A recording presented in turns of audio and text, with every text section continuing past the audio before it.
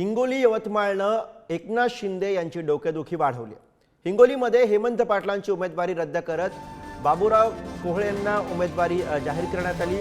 पत्नी राजश्री पाटलांच्या उमेदवारीला वाशिममधून विरोध होतोय, तर यवतमाळमध्ये भावना गवळींचा पत्ता कट करत राजश्री पाटील यांना उमेदवारी दिली गेलेली आहे।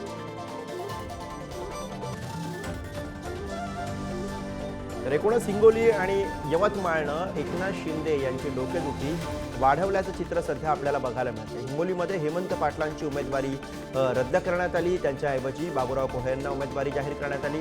तर राजश्री पाटलांच्या उमेदवारीला सुद्धा वाशिममधून विरोध होतोय। यवतमाळमध्ये भावना गवळी यांचा पत्ता कट करण्यात आला आणि राजश्री पाटील यांना उमेदवारी देण्यात आली। तर या सगळ्या घडामोडींविषयी आपण माहिती घेऊयात। कपिल शामकोर आपले प्रतिनिधी सध्या आपल्या सोबत आहेत। कपिल, या दोन मतदारसंघांमध्ये आता एकनाथ शिंदे यांची डोकेदुखी वाढताना दिसते।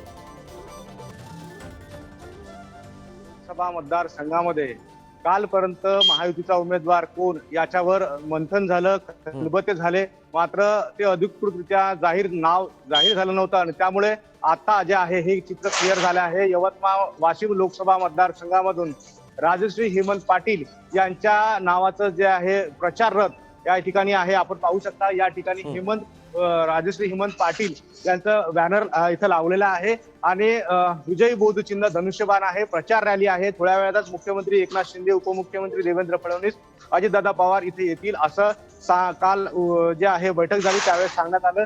खरं तर आपण जर पाहिलं तर या ठिकाणी माननीय मोदी साहेब यांच्यासह अनेक महायुतीच्या नेत्यांचे इथं बॅनर झळकले आहे आणि त्याच्यामध्ये माननीय जे आहे पालकमंत्री आहेत हेमंत पाटील आहे आणि यवतमाळ वाशिमच्या लोकसभा खासदार मागील 5 टर्म पासून भावना गवळी यांची जी फोटो जो आहे तो मार्गदर्शकाच्या भूमिकेत तिथं लावण्यात आलेला आहे आणि राजश्री हेमंत पाटील यांचं जे आहे हे आज नामांकन अर्ज दाखल करण्यात येणार आहे। काल राजश्री पाटील यांच्या जे आहे नाव पुढे आल्यानंतर भावना गवळी समर्थकांनी राळा केला होता आणि एबी फॉर्म भावना गवळींनाच द्यावा असं त्यांनी म्हटलं होतं। मात्र त्यामुळे या दोन्ही मतदारसंघांमध्ये कपिल, एकनाथ शिंदे यांची डोकेदुखी आता वाढताना बघायला मिळते।